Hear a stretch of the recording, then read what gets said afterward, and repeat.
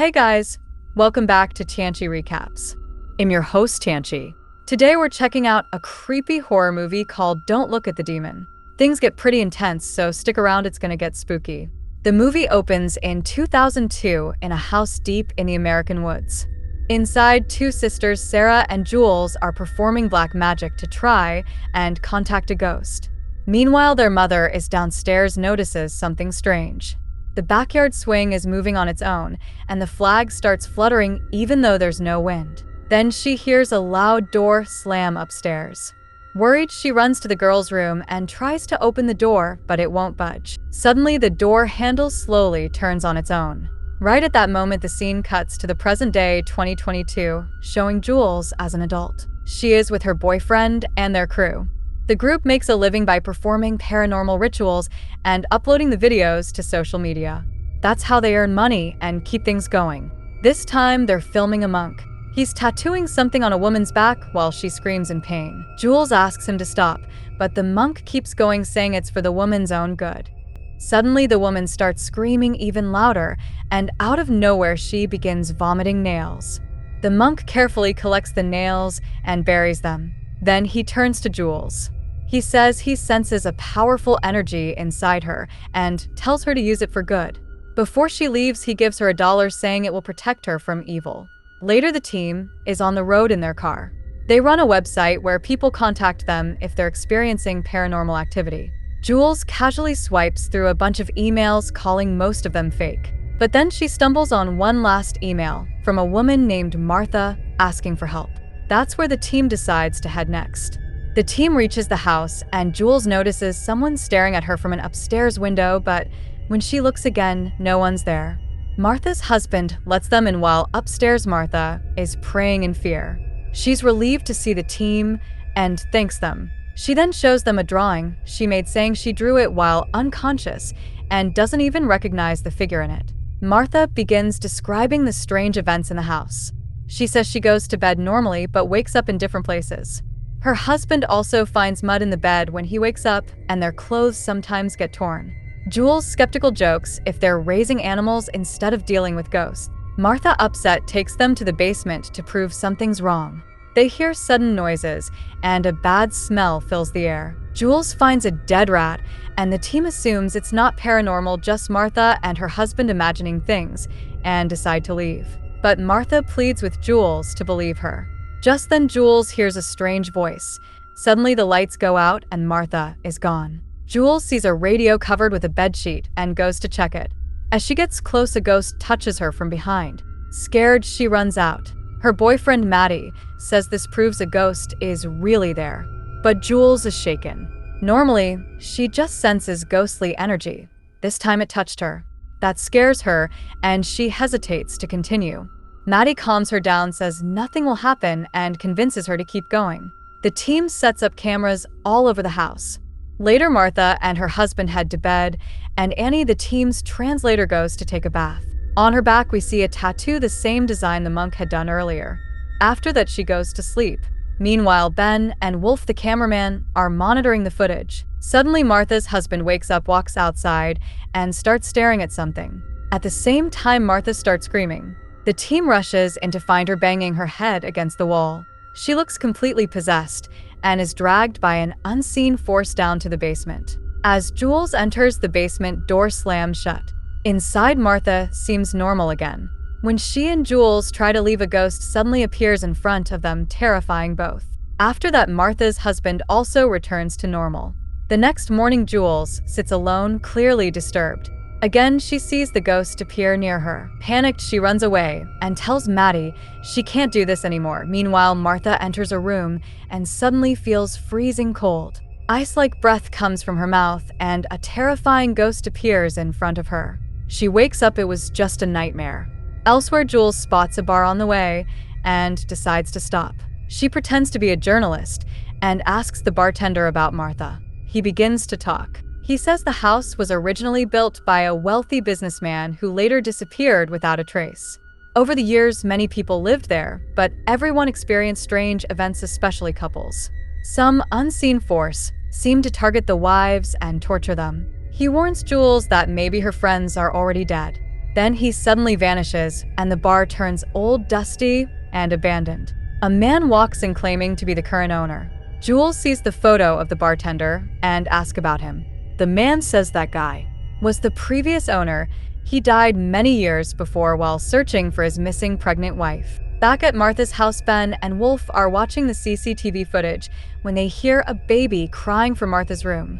One of the cameras glitches, so Ben goes to check it out.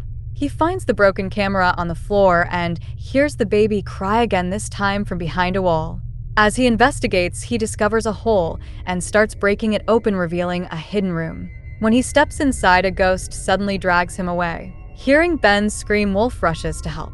At the same time, Jules returns and once again sees someone standing at the top window just like before.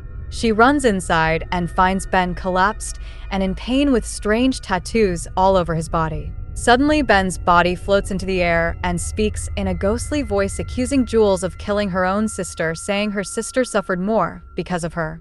Martha begins to pray, and the ghost finally leaves Ben's body.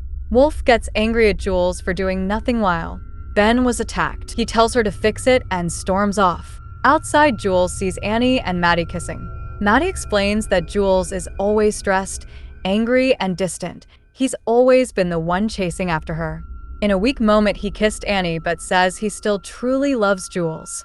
Jules walks away, saying she only came back to save them, and once that's done, she's leaving for good. She sits alone in sorrow. Martha approaches and gently asks what's wrong. Jules finally opens up. She reveals that since childhood, she's had the ability to see and talk to ghosts. No one ever believed her except her sister. One day, they decided to contact a spirit using a symbol, the same one from the opening scene. But the ghost they summoned was violent and killed her sister. After that, Jules shut herself off from the spirit world, and the ghost stopped coming. Jules apologizes to Martha, saying that she didn't believe she could really help her. That's when Martha reveals she's 3 months pregnant and begs Jules to protect her. Later, the group shows the strange tattoos on Ben's body to Annie, since she's a translator. She doesn't recognize all of it, but says the symbols seem connected to attracting luck and some kind of charm or control magic. Jules then enters the secret room with a night vision camera. Inside, she finds old toys, chocolates, and candies. The wrappers are dated 1972. As she explores, the door suddenly slams shut and Jules falls to the ground. At the same time, Ben, now possessed, starts dragging Martha and violently beats her with a Jesus cross. When the team rushes to help, the ghost throws them out and slams the door shut. Jules regains consciousness and realizes she's been pinned to the wall, her body stretched out like a crucifix. Despite being in pain, Jules manages to free herself from the wall. Meanwhile, the others break down the door to save Martha, but Ben attacks them again. When he tries to kill Annie, the tattoo on her back suddenly glows and throws him across the room. The ghost vanishes for now. Annie explains the tattoo is a traditional protection symbol from her village. It's meant to safeguard women, and that's what saved her. They tie up Ben and realize they need stronger help, so they call the monk from earlier. He begins a ritual. As the chanting continues, the ghost re-enters Ben, lifting him into the air while he's still tied to the chair. The team doesn't react, they just keep chanting. The ghost, speaking through Ben, tries to manipulate them, especially Wolf, whispering dark truths and temptations. But everyone stays silent and focused. Suddenly, another ghost possesses Martha and begins to fight Ben. Wolf sees through the camera that even more spirits are now surrounding them. Ben and Martha both possess, scream at each other, and then the ghosts disappear. Everyone thinks it's over, but Martha is suddenly dragged away by an invisible force down into the basement. There she starts scratching the wall desperately until her fingers begin to bleed. Everyone tries to comfort Martha, but Jules feels something's off. She examines the basement wall and discovers it's not a real wall, just a cardboard cover. Behind it is a hidden room that looks like an old operating theater. They find an old projector, turn it on, and watch horrifying footage. It shows a man, the same one from Martha's drawing. He's seen kidnapping pregnant women, bringing them to this very basement, and performing rituals by removing their unborn babies.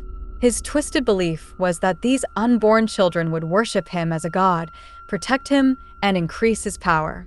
They realize the ghost inside Ben is this psychotic man, and the spirit inside Martha is the women's he killed.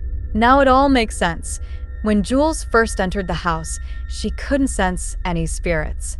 That's because the baby's spirits were still protecting their killer, shielding him from detection. Martha is now being tortured because she's pregnant, and the psycho ghost is trying to use her to continue his old rituals. Her husband, who only now learns about the pregnancy, becomes emotional and hugs her, realizing the danger she's truly in. The group begins connecting all the events from the beginning to figure out how to stop the spirit. They recall the moment when Martha was banging her head against the wall. Breaking open that spot, they discover the bones of the unborn children used in the old rituals. And Martha's husband stands outside, stared at a specific spot. The team digs there and uncovers the buried bones of psycho killer. The ghost of the woman's from the beginning had been trying to give them clues all along, possessing Martha and her husband to lead them toward the truth. Now that they've uncovered everything, the team begins a ritual to free Martha from the spirits. As the prayers continue, both Ben and Martha start screaming. Martha eventually goes silent, but Ben becomes violent again, attacking everyone uncontrollably. Jules suddenly has an idea. She draws the same symbol from the beginning scene on the floor and begins to speak directly to the ghost.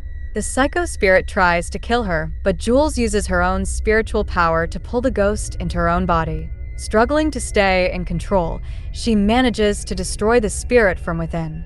The ritual ends, and the haunting is finally over. Martha and her family are safe. Everyone is packing up and getting ready to leave.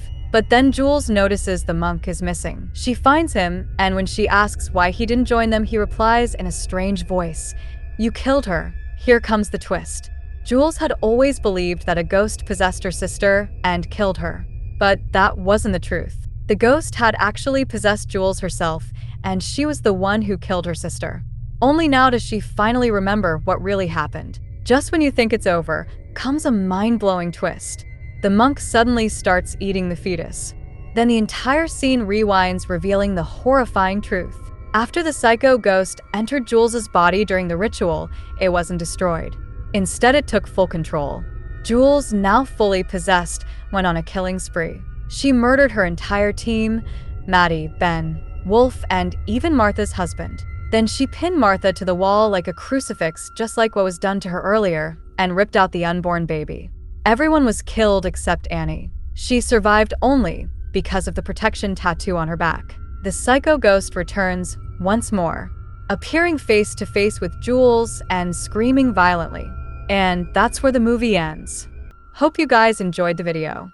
Don't forget to like, share, and subscribe for more creepy movie breakdowns. If you thought this twist was insane, you have to check out this film. It's full of surprises and will seriously mess with your mind.